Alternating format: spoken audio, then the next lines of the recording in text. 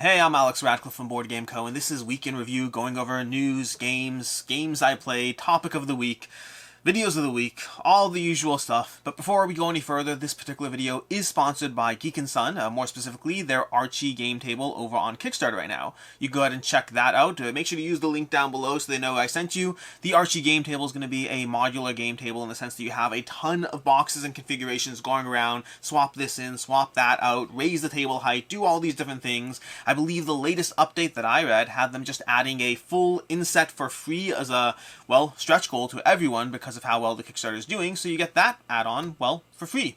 So make sure to go ahead and check that out. I'll have a link down below, and let's start this off. Starting off with a giveaway, going straight from the sponsor of the week to a giveaway, specifically for the Everdell puzzles, or a bunch of Everdell puzzles. I actually have 3 of them here. I have to check. There may be a 4th one. I will let you know. But we have a bunch of these Everdell puzzles over here that are going to be in a giveaway. We'll talk about this more. The basic details will be in the description down below. You can check them out. But basically, throw the word Everdell somewhere in the description, and you'll be eligible to enter. More details in the actual, we'll throw the word Everdell in the comments, not the description. I'll have details in the description as far as what goes as far as you winning them, or all of that stuff. And additionally, whether or not you win them, I also have a coupon code. A coupon code for, I have to double check, some percentage off. Again, I'll have the details down below. You can check that out. But in case you want to buy some Everdell stuff, there'll be a coupon code in the description down below. So all those things, in case you want, well, puzzles or Everdell or other things. I don't know exactly. We'll figure all that stuff out.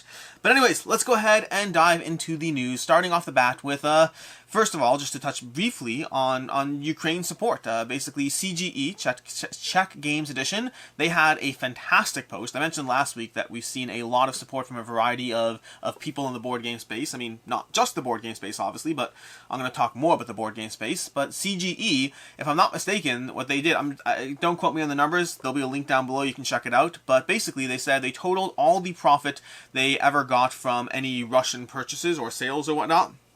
And that number came to roughly $400,000, which they're giving to Ukraine. So that's pretty cool. That's significantly better than many of the... Like, I talked about it in a video. That's what I talked about Ukraine in a video. That was my level of support. They're giving $400,000. That's a little bit more than what I'm doing, which is good. It's awesome. I mean, it's not a contest, but they're definitely winning. But anyways, that is as far as CGE support for Ukraine. Then we had a few things in content creator news, sort of a more Instagram content creation, but I mean, content creators are content creators, and in fact, I believe some or multiple of these content creators also have YouTube channels as well. Just like Instagram or TikTok are their main options or preferences. But we had Gnarly just recently joined Lucky Duck. I'm going to link into all these channels or Instagram or TikTok. But Gnarly very prominent on Instagram, has a YouTube channel as well that has really been growing very quickly. And she just joined the Lucky Duck team, so you can check out her stuff. Again, I'll have links to all this. And then we have 1 Minute Board Games, Raina and... I apologize, Raina and someone else, but I think Phil, maybe Raina and Phil, I'm not certain, but she's huge on TikTok, and she was just picked up by Pandasaurus to manage their social media. And then this last one that might be like a few weeks ago, but once I was doing these, I added them.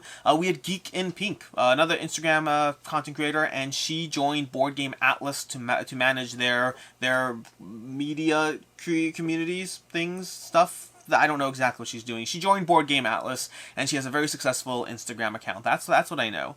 I don't know if she has a YouTube channel. If she does, maybe I'll throw it down below. I'm more biased towards YouTube. That's the content I consume. I scroll through Instagram. Once in a while I post, but I'm so inconsistent in my posting on Instagram. Maybe one day when I quit my day job, I'll actually do all the other stuff. I'll do the TikToks, the Instagrams, the things. Right now it's just YouTube. Maybe YouTube Shorts. I don't have time for this stuff. I barely have time for the things I'm doing as it is. In any case, that is the news stuff for the week. From there we go into games. Games is going to be a fairly extensive list of a bunch of game-related news. First of all, we have the Search for the Lost Species from Renegade Games. Search for the Lost Species, by all accounts, seems to be another game in the Search for Planet X game line, which wasn't really a game line until 2 seconds ago. But the Search for Planet X, a very, very popular deduction game, they now have Search for the Lost Species on their game store, and they have recommended for people who like Search for Planet X. I'm going to put 2 and 2 together and hope that the answer is 4. Then we have Betta from Synapses Games. Synapses Games known for Quaddle. I don't know if it's known for Quaddle, but Quaddle is one of their popular games. But they have a game called Betta that's coming out, as in like Betta Fish. Looks like I mean, I don't actually know what it looks like. They have patterns on cards. Usually patterns on cards plus good art is already enough to have me interested, and it has patterns on cards and good art, so I'm interested. We have Betta from Synapses Games. We have Monarch Butterflies. Monarch Butterflies is going to be a scenario for Endangered. Basically, it's a promo scenario. Again, I'll have links to all the stuff down below. But effectively, if you want more content for Endangered, Monarch Butterflies is going to give you that. But more importantly, they've basically said that it's a limited print run, accepting pre-orders for like the rest of March or something, and then after that, it may be offered on future Kickstarters as part of future Endangered content, but otherwise, it seemed to imply that the only other option of getting it was either now or future Endangered Kickstarters, if those exist, which there is no guarantee that they will. Although Endangered is fantastic, so I hope it does exist. But either way, that's Monarch Butterflies for Endangered. I have to see if I'm going to pick it up myself. I need to dive into more Endangered. You see, my first play, I played Endangered twice. My first play was kind of okay, and then my second play, I really liked it. So now I need to dive into it for more plays and see whether it tilts more towards the okay or more towards the I really liked it category. And I guess I have throughout March to decide if I want to purchase another scenario. If it tilts towards the I really like it category, I definitely will pick it up. From there, and by the way, that was unrelated. The fact that we have like Search for the Lost Species and Bettas and Monarch Butterflies, that just happens to be a coincidence that we have 3 nature adjacent things, and we're not going to have more, I think, maybe, we'll see. From there we have Villagers, Streets are both 2 games from SinisterFish Games, another nature name, but not nature games. SinisterFish Games, they just announced that the 3rd game in that line of games is going to be Moon, a pick-and-pass tile-laying game. But their games, it's not really a series per se, but the box sizes match, so I guess it's a series in that sense. But Villagers and Streets both have similar box sizes. They now have Moon in another similar box series thing. Seemed to be the 3rd one in the trilogy. I don't know if there's going to be more of them, but Moon. We have Moon coming from SinisterFish Games. We have BoardGameTables, teasing 2 of the, I think, 3 games they have in the next Kickstarter.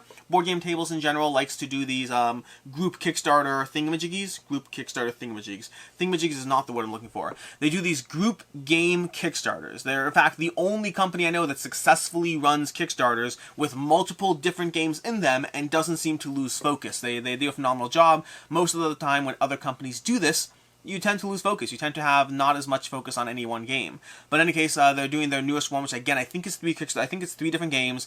From those, I have 2 of them announced. They have 9 Lives, which is a trick-taking game.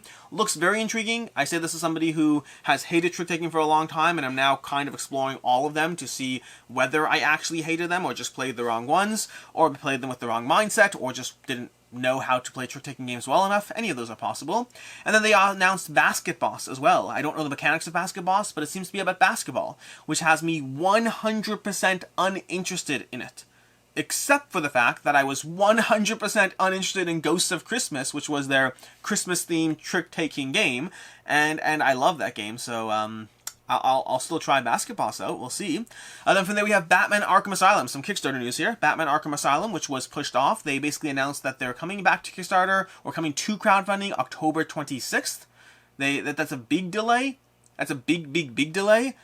Yeah, that's not like a small push-off. That's a big push-off. Now, I do wonder if this is because Kickstarter's rules of not approving campaigns. I wonder if the campaign was kind of delayed because Kickstarter has their new rules in place about how you can't really have new campaigns until your last one's delivered. And so they're waiting until the Harry Potter one arrives. That's possible. I don't know. I do know there was a thing about an injury, or not necessarily injury, someone being sick, so it could be related to that. But October 26th is a long way out. Again, the game looks cool. Art looks cool. Very intrigued by it. But we'll see it on October 26th. We'll talk about that later.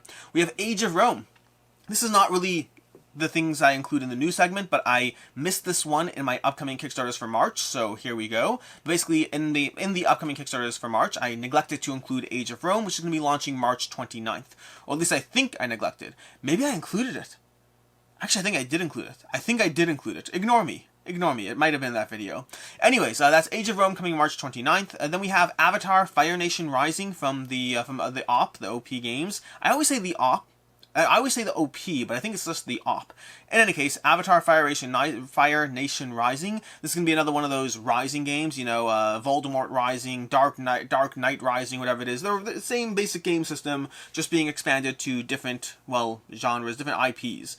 Then we have another OP game, I think. No, this next one's not from the OP. The next one's from Cat in the Box from Bezier Games.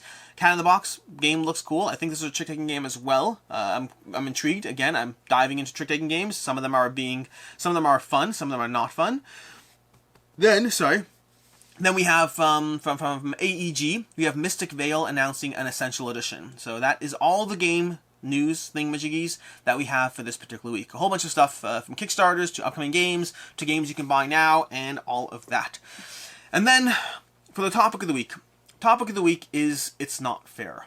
Okay, that's what the topic of the week is. It's not me complaining about things not being fair for me. It's me not being fair to other things, potentially, maybe, I don't know. Let's go through this. So, topic of the week usually, in general, is something that I don't think is worth a full video, but it's something that's on my mind. I do try to make sure that I'm not repeating the same exact things, because the nature of me doing these daily videos does mean that I frequently get locked into patterns of the same thought and then want to keep talking about it, and then because of the fact that I'll get comments later, then I want to dive back into the conversation. I try to avoid that loop. I try to avoid the loop of just harping on the same things that 3 people care about and the rest of the people want me to move on from. To that end, this is something new, I guess, maybe. So basically, it's not fair. This past week, I played a game that the rules were bad.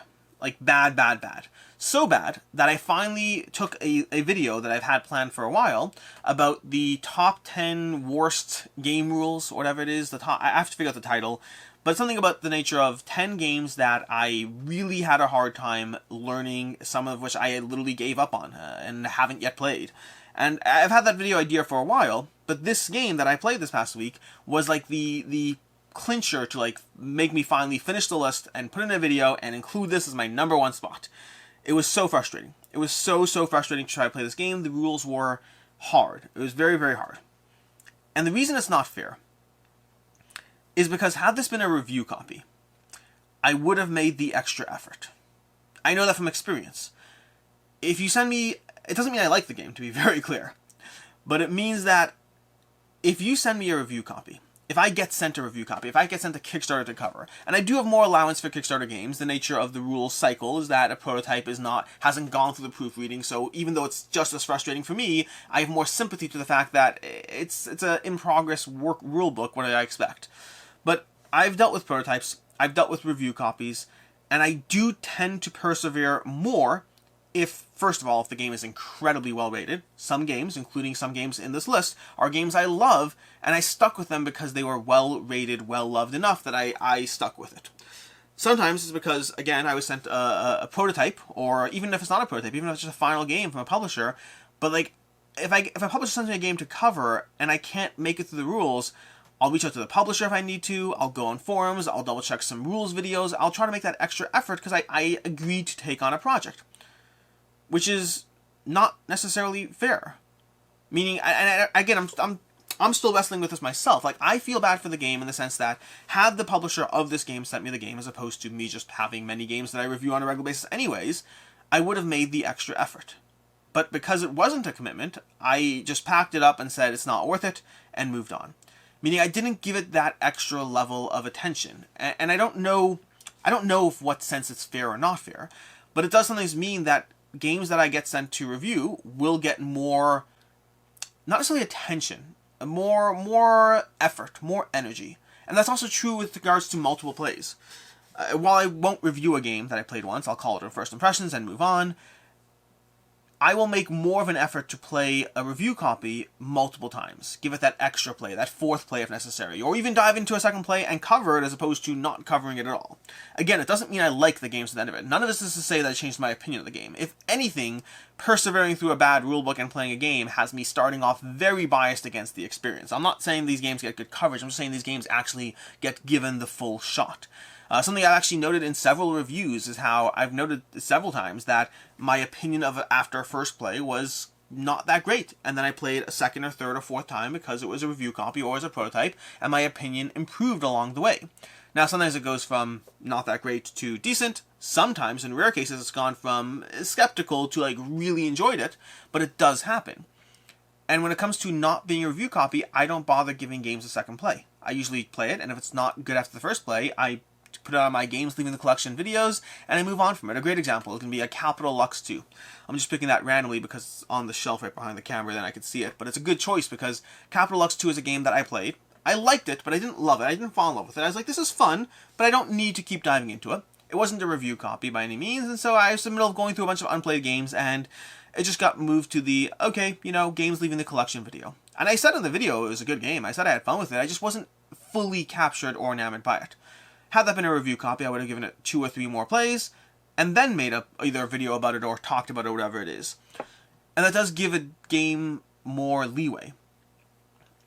I don't have firm conclusions or outcomes of this. In general, the reason I don't give games a second shot, this is a tangent, the reason I don't give games a second shot unless it's a review copy, unless I have a commitment, is because I find more often than not, if I had to make a guess, I would say 80% of the time, subsequent plays will not change my overall opinion as to whether I want the game in my collection. My opinion might grow more favorable, that does happen, but there's a difference between my opinion got better to the games in my collection. That's a different level.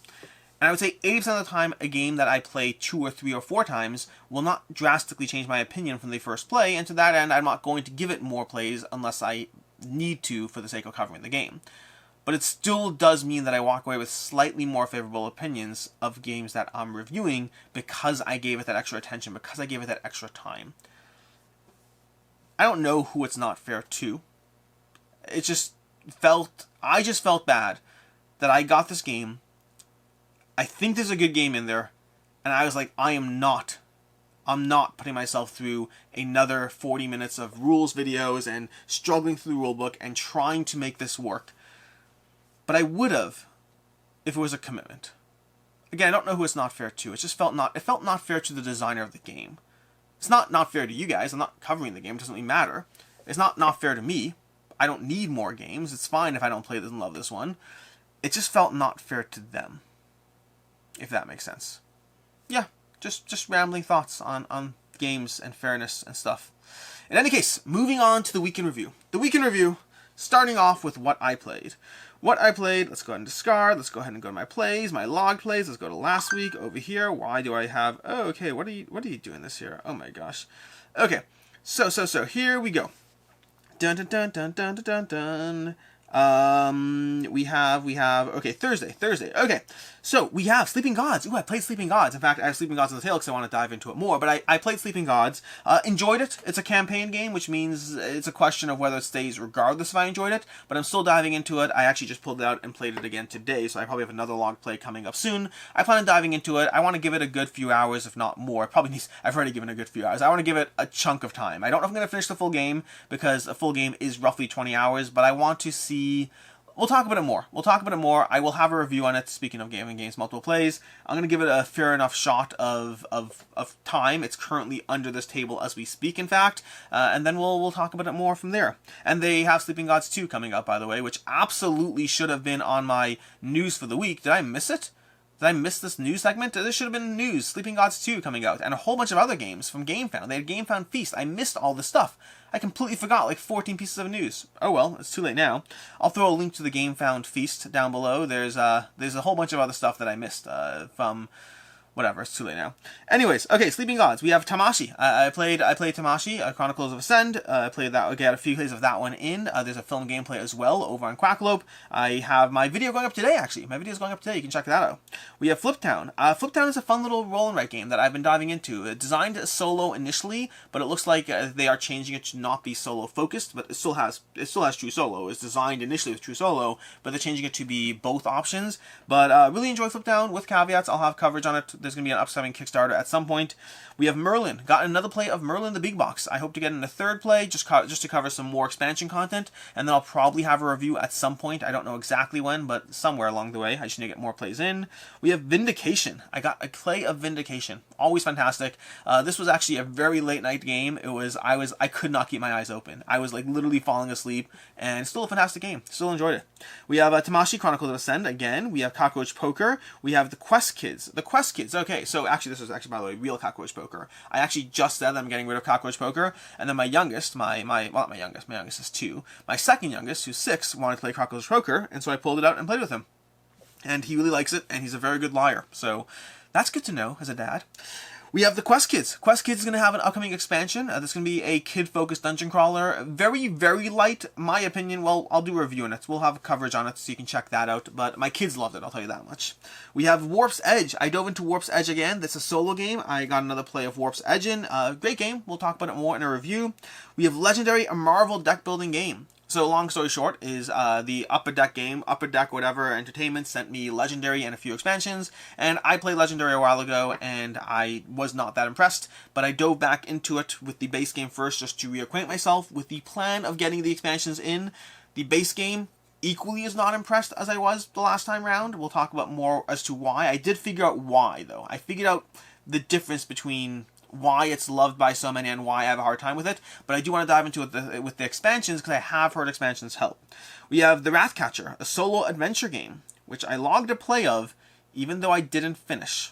Okay, that's the game. That's the game.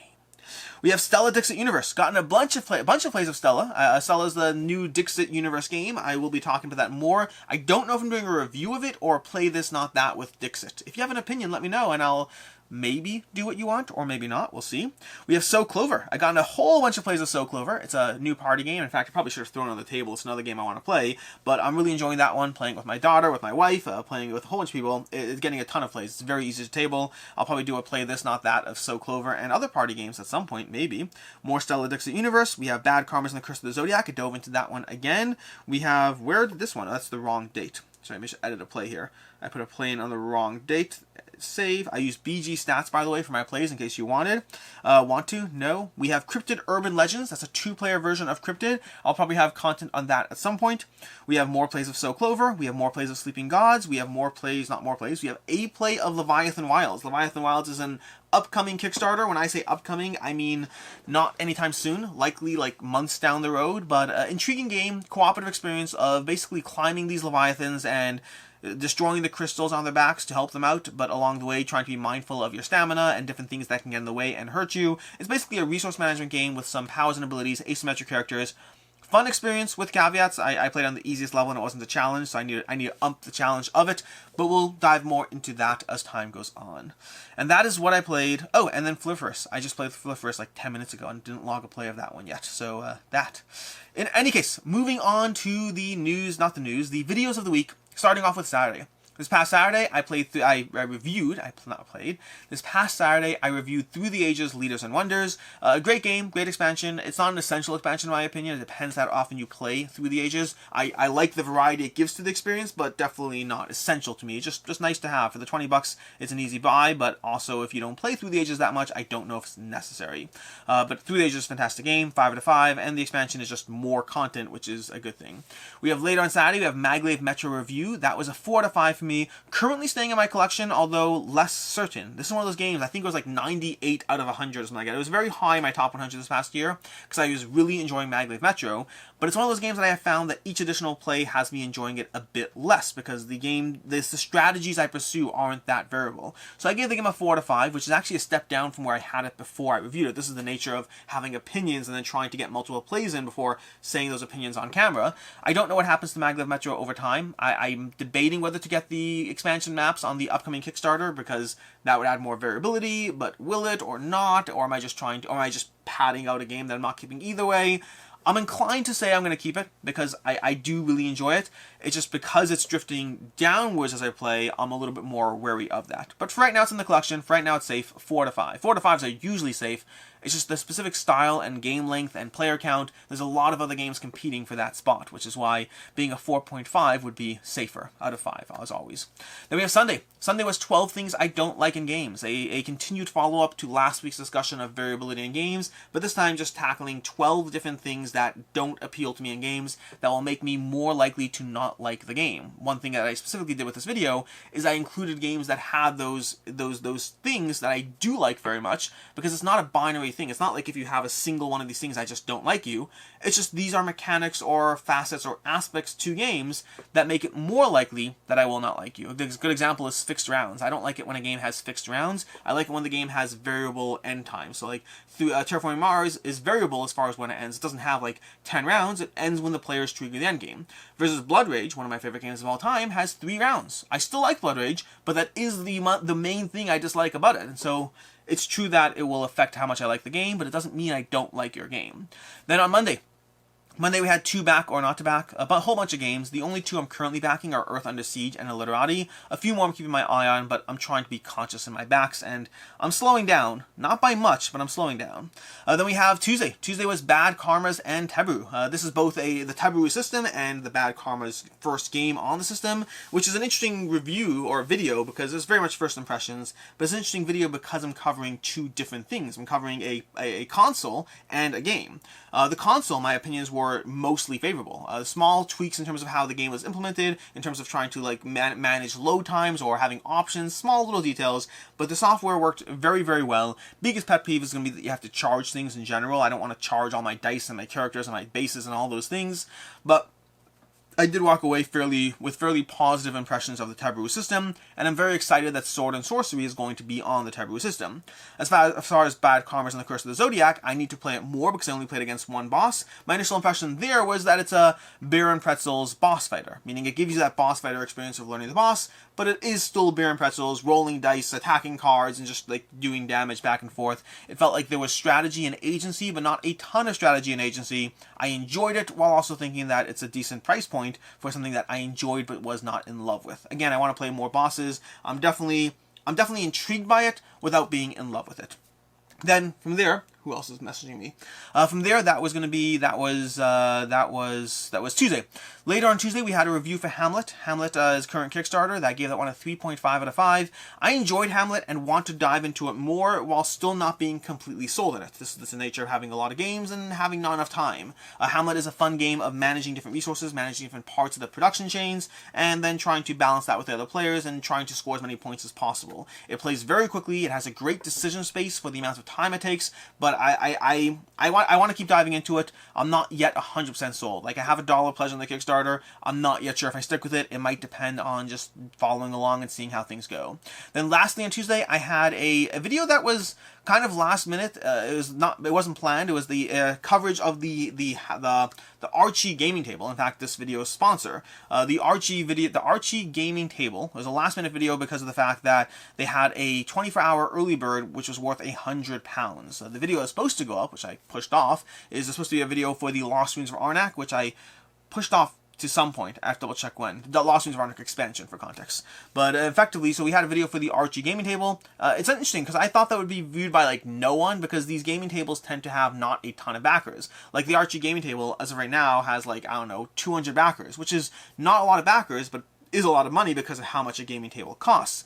But at the same time, I thought that video like that would not get a lot of views, and it did fairly well. So there's clearly a demand. I may start doing more videos on gaming tables when they come up, just because I tend to write them off for the most part because they always have a few hundred backers instead of thousands, but apparently there's a lot of general interest in these videos. So I'll probably do more of them whenever we have gaming tables on Kickstarters. Usually in the past, I've kind of briefly just talked about it in my to back or not to back and not done full videos on them. So yeah, give the people what they want and all that stuff. Then we have Wednesday. Wednesday was the what's it called? Wednesday was this will save you money video. I can't remember what I titled it. I was like, this one trick will save you money. I was intentionally clickbaity, for better and for worse.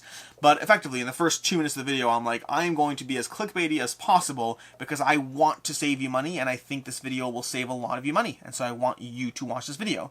So I will intentionally be obnoxious with the title with the goal of getting you to click and hopefully save money. And for the most part, based on the reception of the people who watched the video, I'm very happy that I did this. It was genuinely, it was not like a giveaway or I do this to make me money. There's none of that. It was a video that's literally inspired by the fact that I get packages from people that are clearly overpaid for. Like, you clearly have people who are just completely and totally overpaying for shipping for a package, and it bothers me so much to see like $38 slapped on a box that I would have paid $15 for. It hurts my soul. I don't know why it hurts my soul. There are other things that should hurt my soul, but it's one of those things that does hurt my soul. And so for a long time I've wanted to do this video, and I keep pushing it off, and I keep pushing it off, and finally I was like, I have to do this, because I feel like what'll happen is every like 3 weeks I get another package from somebody, and I'm like, oh my gosh, another one. And so it keeps getting the reminder, and then this week I got another one, and so finally I sat down, I was like, I'm doing this video.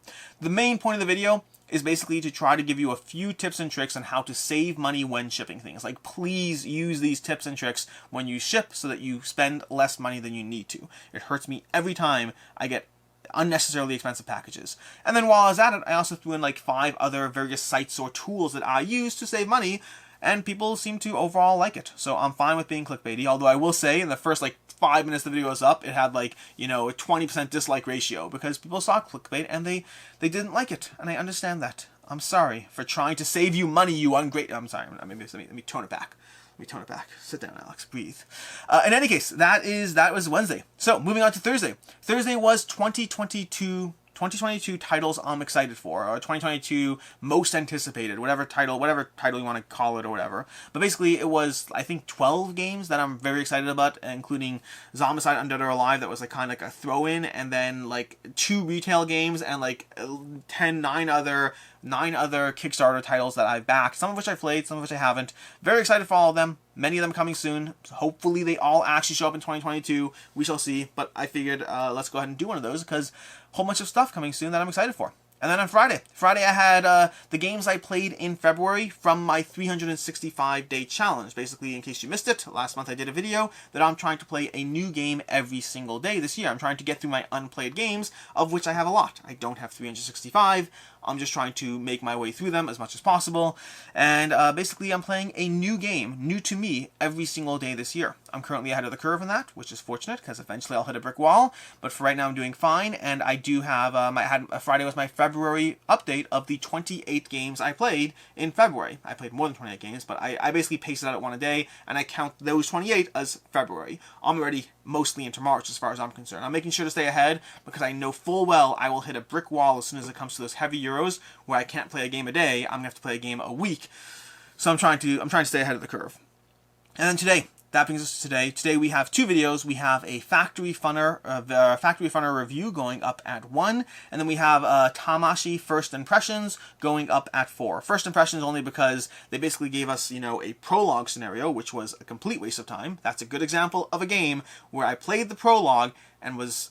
Let me put it this way.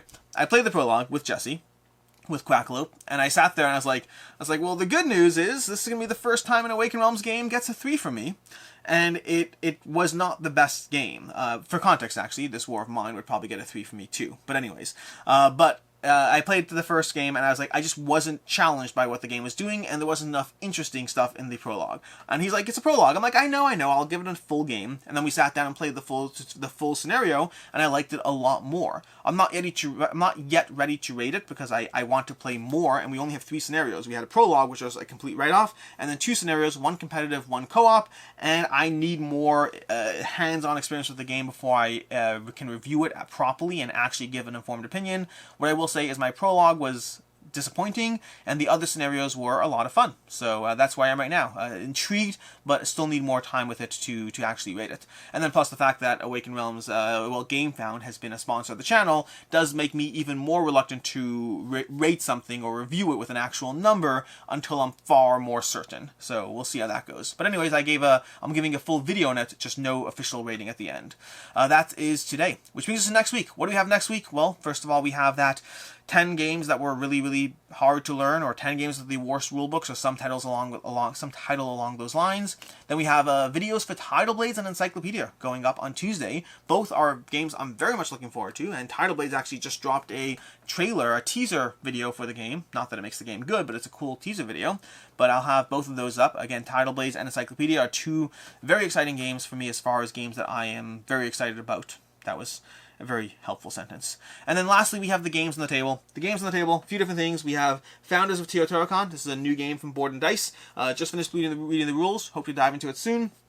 We have Sleeping Gods, which, like I said already, I've already dived into twice. Hope to get more sessions going so I can get a healthy chunk of time, because my big fear, and this is always the big fear, my big fear is as soon as I put it away, as soon as it's no longer into this table, I don't know if I'm going to pull out again. It depends on how good the experience is. And speaking frankly, I'm enjoying myself. I don't know if I'm going to pull it out once I put it away. Well, except to review it.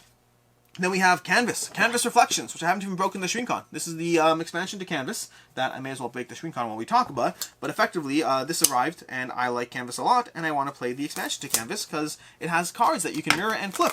And then speaking of expansion content to games I like, we have Project L and the Finesse expansion that also just arrived. I just boxed all that up and hope to dive into both these expansions for games that I really like this week along with Sleeping Gods and Founders of Teotihuacan, and we'll see if I actually get those tabled or not.